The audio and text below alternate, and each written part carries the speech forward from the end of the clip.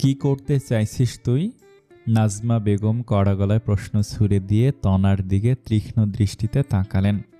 তনা মুখ নিচু করে থমথমে গলায় বলল, হাসপাতালে যেতে চাই। নাজমা বেগমের কণ্ঠ যেন আগুনে জ্বালানি পড়ল। কিসে টেনে যাবি সেখানে? দায়িত্বের টানে, সংক্ষেপে জবাব তনার। তোর প্রতি সহনশীল হওয়াটা কি তাদের দায়িত্ব ছিল না? 9 মাস পেটে নিয়ে একা হাতে মানুষ করে তোলার কোনো দাম ছিল না তাদের কাছে? চিৎকার করে ওঠেন তিনি। তনা যেন মানসিকভাবে প্রস্তুত ছিল এসব কথার জন্য। তার মুখে একরকম স্থিরতা, নির্লিপ্ত চাহনি। কিন্তু পাশে দাঁড়িয়ে থাকা রূপা শিউরে ওঠে। ভয় ভরা চোখে তাকায় শাশুড়ি নামক রণমূর্তি সেই নারীর দিকে। আমাকে দায়িত্ব শেখাতে আসিস না, শান্ত কিন্তু কঠোর স্বরে বলল নাজমা বেগম। বয়স এমনি এমনি বাড়েনি, আর চুলেও হাওয়ায় পাকা ধরেনি। নাজমা বেগমের গলা কেঁপে ওঠে, মুখটা কেমন নিস্তেজ হয়ে আসে, চোখ ভিজে যায় মুহূর্তেই। পলক পড়তে 2 ফোঁটা অশ্রু গড়িয়ে পড়ে গাল বেয়ে, ছুঁয়ে যায় চিবুক। সে যেমন সন্তান পেটে নিয়ে কষ্ট সহ্য করেছে, আমিও করেছি। কাপা গলায় বললেন তিনি। প্রসব যন্ত্রণা কেবল সে টের পায়নি, আমিও পেয়েছি। কেবল সেই নয়, আমিও আমার সন্তানকে বুকে জড়িয়ে নির্ঘুম রাত কাটিয়েছি। আমার সন্তান ফেলনা কিছু নয়। তার সন্তান যদি তার কাছে হিরে হয়, তবে আমারটাও ঠিক ততটাই দামি। একটু থেমে শ্বাস নেন তিনি, কণ্ঠে একরাশ অভিমান ও যন্ত্রণার গন্ধ। আমি আর মেয়েকে তার ঘরে পাঠিয়েছিলাম বউ করে, বলির পাঠা করে নয়। তাই বলে সে যা খুশি তা করবে? আর এখন সেবার নাম করে আবার ফোন করেছে। ভুল ভাবছ।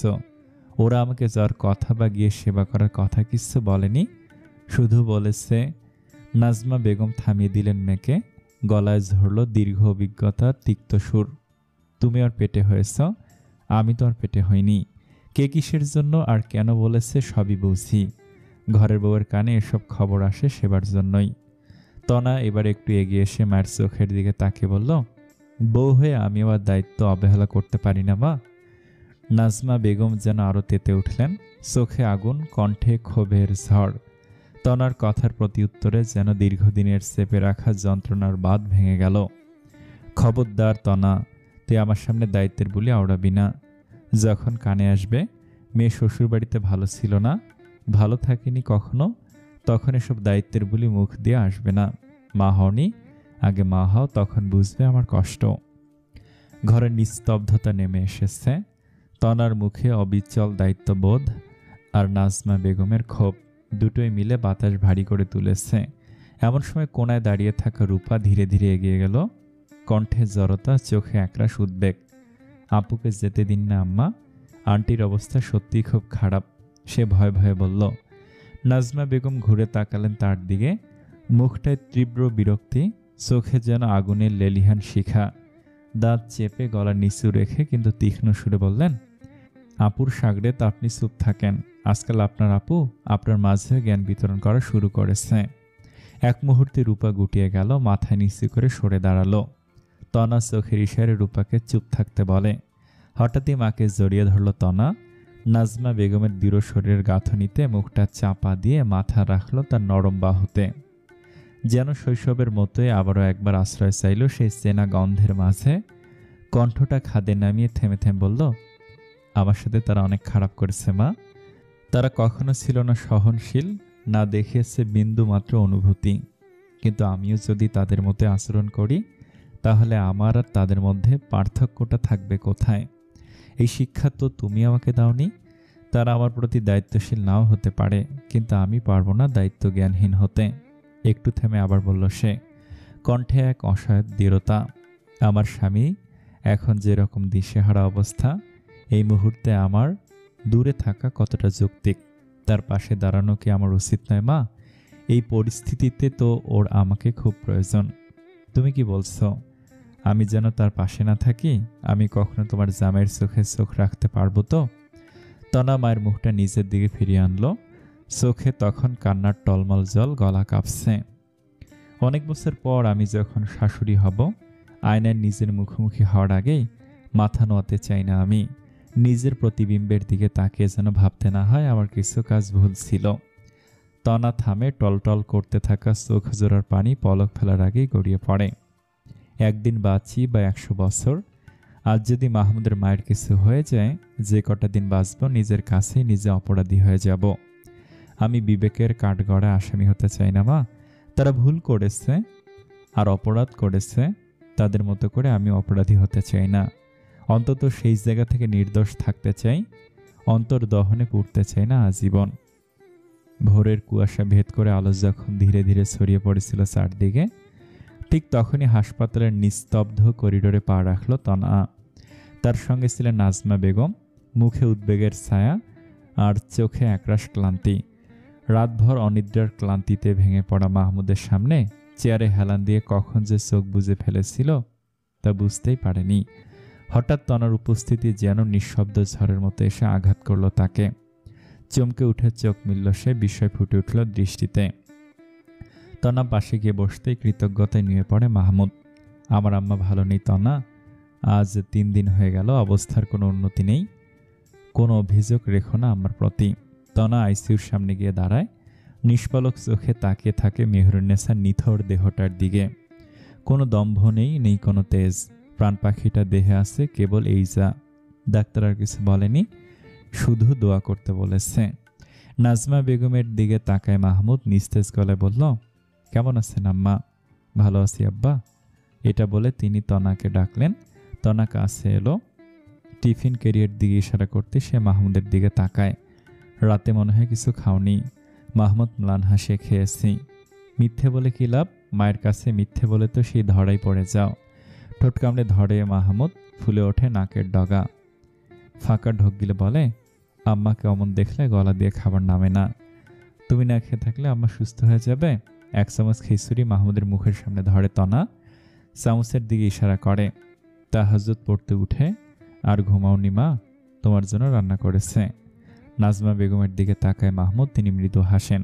খেয়ে নাও বাবা, এভাবে না খেয়ে থাকলে তো তুমি অসুস্থ হয়ে যাবে। আর চিন্তা করো না, বেয়ান ঠিক আগের মতো সুস্থ হয়ে যাবে। কয়েক চামচ খাওয়ার পর থেমে যায় মাহমুদ। তোমাকে কল করে জানানোর সাহস আমার হয়নি। তোমার সাথে যা হয়েছে তারপর জানানো মানে? মাঝে পথে মাহমুদকে থামিয়ে দেয় তনা। এক কথা বারবার বলা বন্ধ করো তো। নিস্তেজ হয়ে পড়ে থাকা মানুষটার প্রতি কোনো অভিযোগ নেই আমার, শুধু চাই তিনি ভালো হয়ে যাক। কিছুক্ষণ চুপ থেকে পুনরায় বলে, মুনিরার খবর পেয়েছো কিছু? ফোন দিয়েছিলাম ওর নাম্বারে, ফোন বন্ধ। যে ছেলেটার কথা বলেছিলাম ওদের বাসায় কয়েকজনকে পাঠিয়েছিলাম, ওখানে নাকি তালা দেওয়া। ফোন নাম্বার কালেক্ট করনি? করেছি, সেটাও বন্ধ। আমার বোনটা অবুঝ, বয়স হলে এখনও অনেক কিছু বোঝে না। আমার এই অবস্থা, ওর কোনো খোঁজ পাচ্ছি না। যাই হোক, ও যেন সুস্থ থাকে এই দোয়াটাই করি। আর আপার সামনে তো মুনিরার নাম নেওয়াই যাচ্ছে না। শামীমদের কি বলেছ? মিথ্যে ছাড়া আর কি বলবো? ও তো দূরে বিয়ে দেবে না বলছি, ওরা মেনে নিল? আমরা মেয়ে বিয়ে না দিলে ওরা কি করবে? আর বিয়ে দেওয়ার জন্য তো মেয়ে লাগবে নাকি?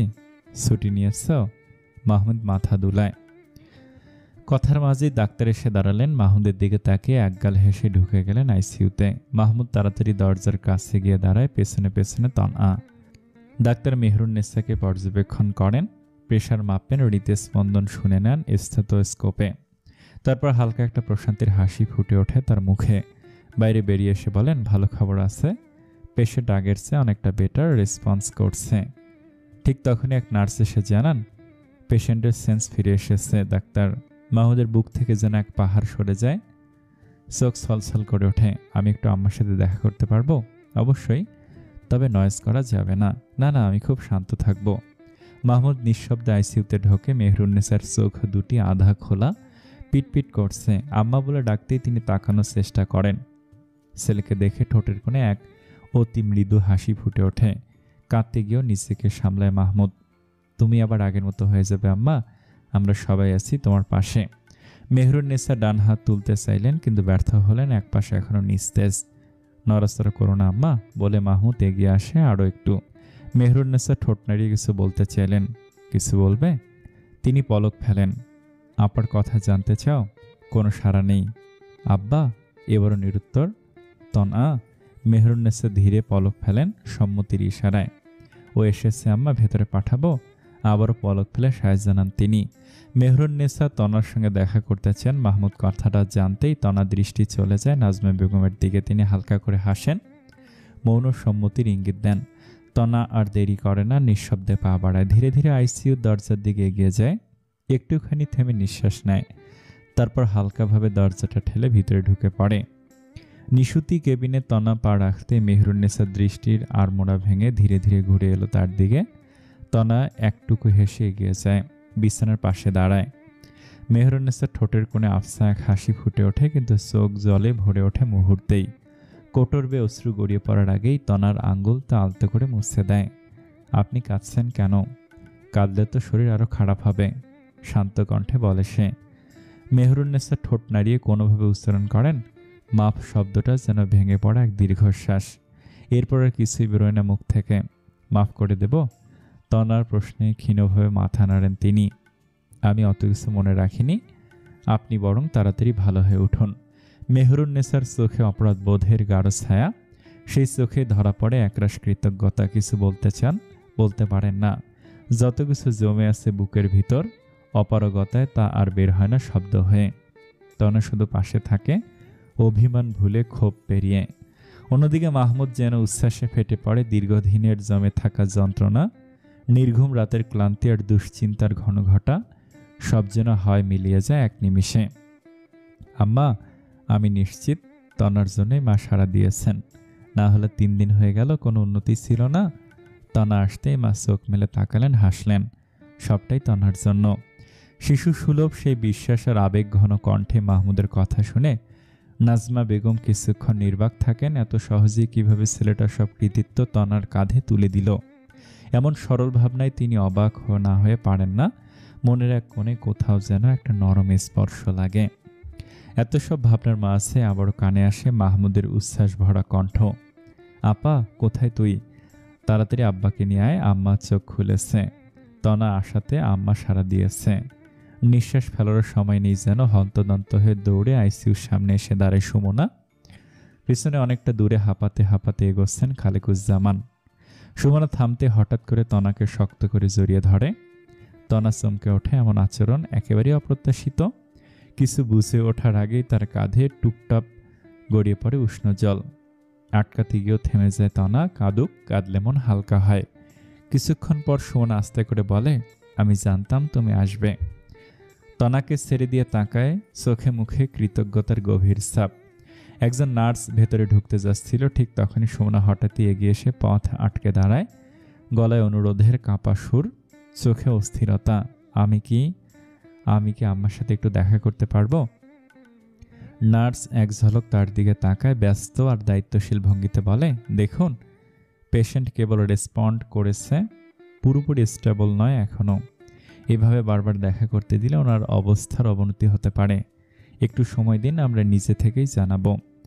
সুমনা নড়াচড়া করে না, দাঁড়িয়ে থাকে নিঃশব্দে, যেন কথা বুঝলেও মেনে নিতে মন চাইছে না।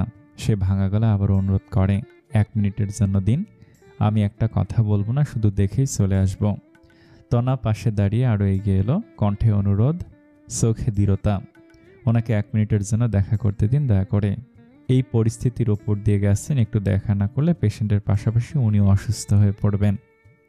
নার্স কিছুক্ষণ তাকিয়ে রইল, কি যেন ভেবে দেখছে, তারপর দীর্ঘ নিঃশ্বাস ফেলে বললেন, আচ্ছা ঠিক আছে, 1 মিনিটের বেশি কিন্তু নয়। আর হ্যাঁ, ডাক্তার অনুমতি না দেওয়া পর্যন্ত এরপর কেউ ভেতরে ঢুকতে পারবে না। সুমনার চোখে জল চিকচিক করে ওঠে। খালেকুজ্জামান এসে দাঁড়িয়েছেন, মিনিট দেড়েক হয়। খালেকুজ্জামানকে দেখে তনা কিছু একটা ভেবে আবারও বলে, একসাথে 2 জন অ্যালাউ করেন না ম্যাম? 2 জন নট অ্যালাউ। তনা একটু থেমে বলল, তাহলে আপা বের হলে আব্বাকে একটু যেতে দিবেন আমার কাছে। নার্স একবার তনার দিকে তাকালো, তারপর ফাইলের পৃষ্ঠা উল্টাতে উল্টাতে বলল, সরি ম্যাম, অনুরোধ করেছেন বলে একজনকে অ্যালাউ করেছি, এখন আর কাউকে পারবো না। খালেকুজ্জামান চমকে তাকালেন তনার দিকে, কণ্ঠে কিছু বলতেছেও থেমে গেলেন। তনা নরম গলায় আবার বলল, পরে উনি বের হলে। নার্স এবার একটু মাথা দোয়ালো, গলায় একটু সহানুভূতির ছায়া। রোগীর অবস্থা যদি স্টেবল থাকে পরে ভিজিটিং টাইমে একজন যেতে পারবেন, এখন নয়। আমাদেরকে তো পেশেন্টের কন্ডিশন আগে বিবেচনা করতে হয়, আশা করি বুঝতে পেরেছেন। থাকতো না, আমি না হয় পরে ভিজিটিং আওয়ারে যাব, এখন বরং সুমনা যাক। তনার মনটা খসখস করে, কেন যেন মনে হলো খালিকুজ্জামান একটু দেখা করলে ভালো ছিল। মেহরুন্নেসার শারীরিক অবস্থার কথা ভেবে দমে গেল সে। সুমনা যায় মেহরুন্নেসার সঙ্গে দেখা করতে। করিডোরে অপেক্ষমান খালিকুজ্জামান, তনা আর নাজমা বেগম। মাহমুদের কথা বলছিল অফিস থেকে আসা এক জরুরি ফোনে। কথা বলতে বলতে ধীরে ধীরে সে বাইরে বেরিয়ে যায়। তনা এগিয়ে এসে বলল, শুনেছি আপনি নাকি নিষেধ করেছিলেন যেন আম্মার অসুস্থতার খবর আমাকে না দেয়া হয়। খালিকুজ্জামান কিছুক্ষণ নিচের দিকে চেয়ে রইলেন, তারপর ধীরে ধীরে চোখ তুলে তাকালেন তনার দিকে। তোমার যেন মনে না হয় শুধু সেবা করানোর জন্যই খবর দেওয়া হয়েছে। তনা তৎক্ষণাৎ তার মায়ের মুখের দিকে তাকালো। নাজমা বেগম চোখ নামিয়ে ফেললেন। তনার গলায় ভেসে উঠল নরম কণ্ঠস্বরের অনুশোচনা। সেদিনের কথাগুলোর জন্য কি আমার উপর রাগ করে আছেন? এক ম্লান হাসি ছড়িয়ে পড়ল খালিকুজ্জামানের ঠোঁটে। তিনি হাত রাখলেন তনার মাথার ওপর। রাগ করিনি মা, তোমার কথায় তো মিথ্যে কিছু ছিল না, বরং তোমার জায়গায় আমি থাকলে হয়তো আরো কঠোর কিছু বলে ফেলতাম। আরো কিছু বলার আগেই পাশের কর্নার ঘুরে এসে হাজির হলো সোহেল। আরে তনা, কখন এলে? সকালে। সোহেল নাজমা বেগমের দিকে তাকিয়ে সালাম করলো। আসসালামু আলাইকুম আন্টি, কেমন আছেন? নাজমা বেগম একগাল হাসি ছড়িয়ে বললেন, ওয়ালাইকুম আসসালাম, আলহামদুলিল্লাহ ভালো আছি, তুমি কেমন? এই তো আল্লাহর রহমতে মোটামুটি আছি। বাচ্চারা কোথায়? স্কুলে দিয়ে এসেছি দুজনকেই। আজ অফিস যাবে না? জানতে ছিলেন খালিকুজ্জামান। তোমার তো অফিসের জন্যই তৈরি হয়েছিল। শৈলা হালকা দীর্ঘশ্বাস ফেলে বলল, মনটা ভালো নেই আব্বা, ভেতরে ভেতরে অনেক অস্থির অস্থির লাগছে। ফোন করে বলে দিয়েছি আজ যাচ্ছি না। খালিকুজ্জামান উৎকণ্ঠা নিয়ে জিজ্ঞেস করলেন, তোমার শরীর খারাপ নাকি? না না, তেমন কিছু না। এমন সময় আইসিইউর দরজা খুলে বেরিয়ে এলো সুমনা। তার চোখে জল টলমল করছে। সোহেল উদ্বিগ্ন গলায় প্রশ্ন করল, আম্মা কেমন আছে এখন?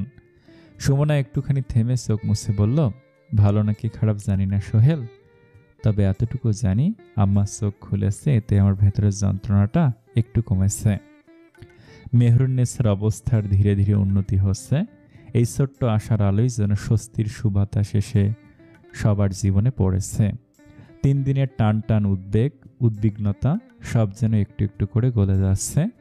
মুখে মুখে ছড়িয়ে পড়েছে হালকা হাসির রেখা। ক্লান্তির ফাঁকেও দেখা দিচ্ছে প্রশান্তির ছায়া। আইসিইউর সামনে করিডোরে সবে একত্র হয়েছে। এমন সময় চেক আপের জন্য একজন ডাক্তার চলে এলেন। দরজার কাছে এত মানুষ দেখে থমকে দাঁড়ালেন তিনি। চোখ বড় বড় করে তাকিয়ে গলায় বিরক্তির সুর টেনে বলল, এখানে এত মানুষ অ্যালাউ করলো কে? মাহমুদ নরম গলায় জবাব দেয়, আম্মাকে দেখতে এসেছে সবাই, এখনই চলে যাবে স্যার। ডাক্তার আরেকবার তাকিয়ে বললেন, দয়া করে এখানে এত ভিড় করবেন না, দুজনের বেশি এখানে অনুমতি নেই। এই কথাটি বলে তিনিও ভেতরে চলে গেলেন। তনা সুমনার দিকে তাকিয়ে শান্ত গলায় বলল, আব্বা অনেক ধকল গেছে আপনার উপর দিয়ে, বরং আপনি আব্বাকে নিয়ে বাসায় চলে যান, গিয়ে একটু বিশ্রাম নিন। বিকেলের দিকে আপনি এলেই হবে, আমি এখানে থেকে যাচ্ছি। সুমনা ইতস্তত করে, চোখে স্পষ্ট অনিচ্ছার ছাপ। এই তো সবে বাড়ি থেকে এলাম, আমি বরং থাকি এখানেই। মাহমুদ সহমত জানিয়ে বলল, তনা ঠিক বলেছে আপা, এখানে সবাই থাকা ঠিক না, তুমি বরং আব্বাকে নিয়ে যাও, বিকেলে এসে আবার দেখো মায়ের অবস্থা। শৈলো সায় দিল, চলো আমি তোমাদের বাড়ি পৌঁছে দেই, স্কুল ছুটির পর বাচ্চারা বাড়িতে থাকবে, তোমার যা দরকার। অবশেষে সুমনা চুপচাপ উঠে দাঁড়ালো। বাইরে গিয়ে একবার মেহরুন্নেসার দিকে এক দৃষ্টিতে চেয়ে রইল। চোখে একটা ভার লেগেই আসছে। খানিক পরে সে ধীরে ধীরে হেঁটে চলে গেল বাসার উদ্দেশ্যে। ওদের সঙ্গে সঙ্গে নাজমা বেগম বললেন, আমারও এবার যাওয়া উচিত, রূপাটাকে একা ফেলে রেখেছি, এই অবস্থায় কে জানে কখন কি হয়। মাহমুদ এগিয়ে এসে বলল, চলুন আম্মা, আপনাকে আমি এগিয়ে দেই। তনার দিকে ফিরে আবার বলল, তুমি বরং এখানেই থাকো, আম্মাকে সিএনজিতে উঠিয়ে দিয়ে আসছি আমি। হাসপাতালের করিডোরে এখন কেবল তনা আর মাহমুদ। চারপাশের কোলাহল থেমে গিয়ে যেন এক অদ্ভুত নীরবতা ঘিরে ধরেছে তাদের। তনার একটি হাত আলতো করে নিজের আঁচলে তুলে নেয় মাহমুদ, কণ্ঠে কৃতজ্ঞতার মৃদু সুর। দিনকে দিন যে তোমার কাছে আমার ঋণের বোঝা ভারী হচ্ছে, এই ঋণ কিভাবে শোধ করব বলো তো? তনা শান্ত গলায় বলে, আপাতত শোধ করতে হবে না কিছুই, তুমি বরং আমার কাঁধে মাথা রাখো। চোখ মুখের কি অবস্থা করেছ দেখেছ, একটু ঘুমাও। মাহমুদ নিঃসীম এক হাসি ছড়িয়ে দেয় ঠোঁটে। আবারও ঋণ বাড়িয়ে দিলে? মাহমুদের কথা হেসে ওঠে তনা। মাহমুদ এক পলক চোখে তাকিয়ে থাকে সে হাসির দিকে, যেন বহুদিনের কাঙ্ক্ষিত প্রশান্তি হঠাৎ করেই তার কাছে ধরা দিয়েছে, কোনো পূর্ব ঘোষণা ছাড়াই। রাগ অভিমান সব এখনো আছে, জানতে চায় সে। তনা ধীরে মাথা নাড়ে। কমেনি বুঝি? মাহমুদের কণ্ঠে যেন একটু অপরাধবোধের ছায়া। তনা মুখ ঘুরিয়ে বলে, শিকে তুলে রেখেছি আপাতত। আম্মা পুরোপুরি সুস্থ হয়ে উঠলে আবার কন্টিনিউ করব রাগটা। মাহমুদ হেসে ওঠে, সেই হাসিতে ক্লান্তি যেমন আছে তেমন আছে আশার ঝিলিকও। তুমি ঘুমাও এবার মাহমুদ, শরীরটাকে একটু বিশ্রাম দাও। শব্দহীনভাবে মাথা রাখে মাহমুদ তনার কাঁধে। ভারী ক্লান্ত শরীর যেন একটু আশ্রয়ের সুযোগ পেয়েই পেছনে তাকায় না। চোখে এক অনন্ত ঘুম নামতে সময় নেয় না। তনা তাকিয়ে থাকে সামনে হাসপাতালের সাদা দেয়ালে, পলকা আলোর নিচে চকচক করতে থাকা ফ্লোরিং। শূন্যতার দিকে আচমকা চোখ পড়ে আইসিইউর দরজার দিকে। এক নার্স দৌড়ে বেরিয়ে আসছে, চোখে মুখে উৎকণ্ঠা তার। বুকটা মোচড় দিয়ে ওঠে তনার। কোনো কিছু না ভেবে হঠাৎ উঠে দাঁড়ায় তনা। মাহমুদের মাথা হেলে পড়ে। সে হকচকে উঠে বসে, হতভম্ব চোখে তাকিয়ে থাকে তনার দিকে। তনার আচরণ যেন তার ধরাছার বাইরের কিছু। তনা আইসিইউর দরজার দিকে তাকে বলে ওঠে, মাহমুদ এসো তো এদিকে, আমা কেমন যেন করছে। সম্ভিত ফেরে মাহমুদের কোনো কথা না বলে ছুটে গিয়ে তনার পাশে দাঁড়ায়। ঠিক তখনই ডাক্তার হুড়মুড় করে ভেতরে ঢুকে পড়ে। ছুটে এসে গম্ভীর কণ্ঠে বলে ওঠেন, কোট ব্লু। চারপাশে মুহূর্তেই শুরু হয় ছোটাছুটি। নার্স এসে মনিটরে তার চেক করে, আরেকজন বুকের ওপর শুরু করে দ্রুত কম্প্রেশন। ডাক্তার গলা সরিয়ে বলেন, সিনাপ, অক্সিজেন বাড়াও, অ্যাড্রেনালিন রেডি করো দ্রুত। সেই মুহূর্তে কেউ সে ধরিয়ে দেয় ডিফিব্রিলেটরের প্যাড। ডাক্তার সোজা হয়ে দাঁড়িয়ে বলেন, ক্লিয়ার। একটা বৈদ্যুতিক ঝাঁকুনি ছড়িয়ে পড়ে মেহরুন্নেসার নিথর শরীরে। বুকে খানিকটা উপরে উঠে আবার পড়ে যায়। সবার দৃষ্টি আটকে থাকে মনিটর স্ক্রিনে। মাহমুদ ভেতরে তাকিয়ে দেখে তার মা লড়ছে মৃত্যুর সঙ্গে, অথচ সাড়া দিচ্ছে না কোনোভাবেই। সেই ঠায় দাঁড়িয়ে আছে, দৃষ্টি ঝাপসা হয়ে আসছে চোখে জমে থাকা জলে। তনার শরীর আস্তে ধীরে ধীরে শীতল হয়ে আসছে। সময় যে ঘনিয়ে এসেছে তা আর বুঝতে বাকি রইল না তার। চোখে জল, ঠোঁট কাঁপছে, খামছে ধরে মাহমুদের হাত। দুলাভাইকে তাড়াতাড়ি ফোন করো তুমি। মাহমুদের মাঝে কোনো প্রতিক্রিয়া নেই, সমস্ত মনোযোগ কেবল মায়ের দিকে। ডাক্তার আবার বলেন, আনাদার শক, ক্লিয়ার। দ্বিতীয় শকে আর কোনো প্রতিক্রিয়া নেই। 1 mg অ্যাড্রোপিন, পুশ ইট নাও। একটি ইনজেকশন ঢুকে যায় শিরার গভীরে, কিন্তু সে নিঃসঙ্গ মনিটর তখন একটানা শব্দ তুলে চলেছে। সে মৃত্যুর ঘোষণা দেওয়া হৃদয় বিদারক শব্দ। ডাক্তার একবার তীব্র চাহনিতে সবকিছু পরখ করে নিয়ে দীর্ঘ নিঃশ্বাস ফেলেন। চারপাশে নিস্তব্ধতা নেমে আসে। সমস্ত শব্দ যেন থেমে যায়, কেবল তনা দুলে ওঠে। তার ঠোঁট কাঁপে, কিন্তু শব্দ বেরোয় না। মাহমুদের হাতটা আরো শক্ত করে ধরে সে। তীব্র অপরাধ বোধ আর মেয়ের নিঃশ্বাস ভঙ্গের ভার আর বইতে পারলেন না। চোখ বুঝেছেন চিরতরে ইহজীবনের যুদ্ধ তার এখানেই সমাপ্ত। মায়ের মৃত্যু সংবাদ পেয়ে এক মুহূর্তের জন্য নিথর হয়ে যায় সুমনা। ক্রমশ হ্রাস পায় তার শরীরের শক্তি। আর কোনো শব্দ তার কানে যায় না। এই তো কিছুক্ষণ আগেও মায়ের সাথে কথা বলে এলো। যার চিন্তায় তার এই অবস্থা, কাঁপা কাঁপা স্বরে সে মুনিরার কথা জিজ্ঞেস করলো। কয়েক মুহূর্তের ব্যবধানে তার মা আর নেই, আর ভাবতে পারে না। উন্মাদের মতো ছুটে বেরিয়ে যায় দিশাহীনভাবে। চোখ ছলছল, মুখে কেবল নিঃশব্দ আর্তনাদ। তার পিছু পিছু ছোটে সোহেল আর খালেকুজ্জামানও। গাড়িতে উঠে সুমনা জানালার দিকে তাকিয়ে থাকে নিশ্চল শূন্য দৃষ্টিতে। চোখ দিয়ে টলমল করে ঝরে পড়ছে জল, কিন্তু মুখটা পাথরের মতো শক্ত। বুকের ভেতরটা দপদপ করছে, বারবার কানে বাজছে একটা কথাই, মা আর নেই। আজকের পর তার মায়ের সমস্ত অস্তিত্ব বিলীন হয়ে যাবে। মা ছিল এই একটা বাক্যই স্মৃতিতে আঁকড়ে কেবল আছে। অবচেতন সুমনার নিঃসার দেহটা সোহেলের কাঁধে হেলে পড়ে আছে। হাসপাতালের করিডোরে কেবল পায়ের আওয়াজ, অক্সিজেন সিলিন্ডারের শব্দ, আর আপনজন হারানোর তীব্র বিষাদ। আইসিইউ ঘরটায় স্তব্ধতায় সব যেন এলোমেলো হয়ে গেছে। খালেকুজ্জামান দাঁড়িয়ে আছেন নিঃশব্দে। তার চোখ দুটি যেন গভীর কোনো অতল থেকে উঠে আসা এক বিষণ্ণ নীরবতা বহন করছে। সারা জীবনের সহচরী, শত বিরোধের মাঝেও যার পাশে থেকেছেন, তার এই বিদায় এতটা নিঃশব্দ হবে তা তিনি কল্পনা করেননি। প্রাণহীন মুখটার দিকে চেয়ে তার মনে হচ্ছিল মানুষটার সাথে তার আরও অনেক কথা বলা বাকি, অনেকটা পথ চলা বাকি।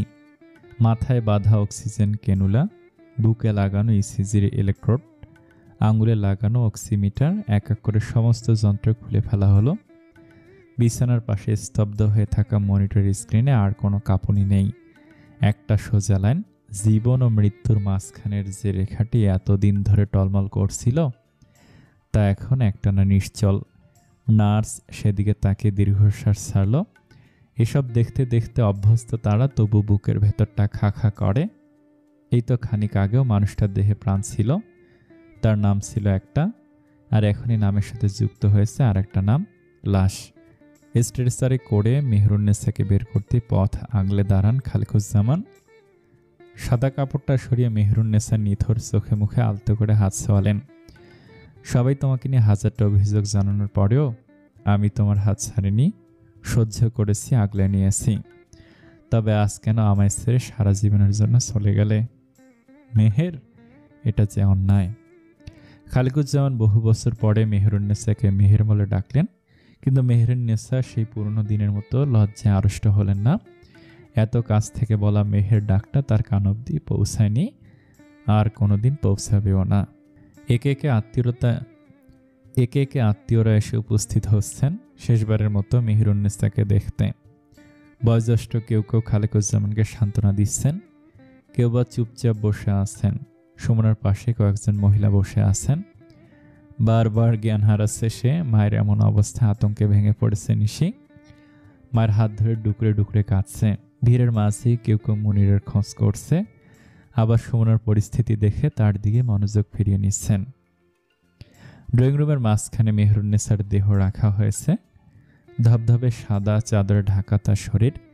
সিঁড়ি বেয়ে উপরে তোলার ব্যাপারে অনেকে আপত্তি জানিয়েছিলেন, নিচেই রাখার পরামর্শ দিয়েছিলেন, কিন্তু খালেকুজ্জামান আর মাহমুদের ইচ্ছার কাছে হার মানতে হয়। মসজিদ থেকে খাটিয়ে এসে গেছে, শেষ গোসলের ব্যবস্থা সম্পূর্ণ। এখন আবার মেহেরুন্নেসাকে নিচে নামাতে হবে গোসলের জন্য, বাদ আসর জানাজা। একজন আত্মীয় সোহেলকে উদ্দেশ্য করে বলে উঠলেন, জামাই বাবা, গাড়ির ব্যবস্থা করলা? ভাবিকে তো এখনকার জানাজার পরে বাড়িতে নিতে হবে। সোহেল কিছু বলার আগে খালেকুজ্জামান মুখ খুললেন, মেহেরুন্নেসাকে এখানকার কবরস্থানে দাফন করা হবে। কিন্তু ভাই, আমাদের তো পারিবারিক কবরস্থান আছে, ওইখানে রাখলে আমি সকাল বিকেল ওর কবর জিয়ারত করতে পারবো। বাড়িতে দাফন করলে সে সুযোগ হবে না। সোহেল নিঃশব্দে এক পাশ সরে আসে। চারপাশের কান্না আর হাহাকারের ভিড়ে নিজেকে সামলে রাখার চেষ্টা করে সে। মেহেরুন্নেসার আকস্মিক বিদায় তাকেও ভেতরে ভেতরে কাঁপিয়ে দিচ্ছে। তবু পরিস্থিতি সামলাতে হবে। সে পকেট থেকে মোবাইলটা বের করে, গলায় জমে থাকা ভাতটা গিলতে গিলতে ফোন করে মাহমুদের বন্ধু নোমানকে। বন্ধুর মায়ের মৃত্যুর খবরে কেমন ছুটে চলে এসেছে। নোমান আর ইফাতকে কবরস্থানে পাঠিয়েছে সবকিছু ঠিকঠাক আছে কিনা দেখতে, জায়গা প্রস্তুত হয়েছে কিনা নিশ্চিত করতে। দায়িত্বের খাতিরে কথা কয়টা বললেও ফোন কেটে রাখার পর দাঁড়িয়ে থাকে কিছুক্ষণ নিস্তব্ধ, নিঃশব্দ। বুকের ভেতরটা ভার হয়ে আসে, কিন্তু চোখের জলটা সে বাইরে আসতে দেয় না। মুখে কঠোর এক ধরনের স্থিরতা নিয়ে ধীরে ধীরে ভিতরে সে যায়। হাসপাতাল থেকে ফিরে সবচেয়ে নীরব রয়েছে মাহমুদ, যেন শোক নয়, কোনো অদৃশ্য ভার বুকের ওপর চেপে বসেছে। নিজের ঘরের বারান্দায় দাঁড়িয়ে আছে সে, রৌদ্রে ঝলমল আকাশের দিকে দৃষ্টি স্থাপন করে তাকিয়ে আছে। আকাশটা অদ্ভুতভাবে শান্ত, অথচ তার ভেতরটা যেন ঝড় বিক্ষুব্ধ। তনা সারা বাড়ি খুঁজে অবশেষে এসে দাঁড়ায় বারান্দায়। নিঃশব্দে এগিয়ে এসে মাহমুদের কাঁধে হাত রাখে সে। চমকে ওঠে মাহমুদ, পিছন ফিরে তাকাতেই দেখে তনার চোখ ফোলা, নাকের ডগা লাল হয়ে আছে কান্নায়। সে থেমে থেমে হেঁচকি তুলছে, চোখের জল থামছেই না। মাহমুদ কয়েক মুহূর্ত চুপচাপ তনার মুখের দিকে তাকিয়ে থাকে, যেন চোখ দিয়ে অনুভব করছে তার অনুভব। তারপর হঠাৎ অব্যক্ত যন্ত্রণা কুড়ে ওঠে, বুক ছিঁড়ে বেরিয়ে আসে। তনাকে জড়িয়ে ধরে এক গগন বিড়ে দাঁড়িয়ে চিৎকার করে ওঠে মাহমুদ, তনা, আমার মা আর নেই। আজকের পর আমি আর কখনো আম্মাকে দেখতে পাবো না। আম্মা বলে ডাকলে আর কেউ সাড়া দিবে না। আমার বুকটা যে আগুনে পুড়ছে, দম নিতে পারছি না তনা, দম নিতে পারছি না। তনা আরও জোরে কেঁদে ওঠে। সূর্য হেলে পড়েছে। বারান্দায় ছায়া নামে, আর সেই ছায়ার নিচে দুজন মানুষ দাঁড়িয়ে আছে। একজনের বুক ফেটে চিৎকার, আরেকজনের চোখ বেয়ে নেমে আসে নীরব কান্না। মাহমুদের কান্নার আওয়াজ ভেদ করে যেন দেয়াল কাঁপে। সেই আর্তনাদ শুনে ভেতরের দিক ছুটে আসে সুমনা। হাঁটার ভঙ্গিতে অস্থিরতা, চুলগুলো এলোমেলো হয়ে গাল ছুঁয়ে আছে। পার ভাঙা নদীর মতো তার চেহারা ছড়িয়ে আছে বিমূঢ়তা। সুমনাকে দেখা মাত্রই তনাকে ছেড়ে দাঁড়ায় মাহমুদ। সুমনা এক পা করে এগিয়ে আসে মাহমুদের কাছে। ফোপাতে ফোপাতে লুটিয়ে পড়ে ভাইয়ের বুকে। ছোট ভাই হয়ে বড় বোনকে আগলে নিল ছোট্ট পাখির ছানার মতো। মাহমুদ রে, আম্মা তো আর আসবে না রে। কারে আম্মা বলে ডাকবো রে ভাই? এরপর কানে আসে শুধু বুক চিরে বেরিয়ে আসে এক অসহায় কান্নার শব্দ, যা নিঃশব্দ ঘরকেও কাঁপিয়ে তোলে আর হৃদয়ে দাগ কেটে যায় নিঃশ্বাসের মতো নিঃশব্দে। দুই ভাই বোনের কান্নায় ঘরের বাতাস ভারী হয়ে ওঠে। নিঃশ্বাস নিতে কষ্ট হয় যেন সেই কান্না ছড়িয়ে পড়ে চারিদিকে, দেয়াল, মেঝে, জানালার ফাঁক গলে বাইরে পর্যন্ত।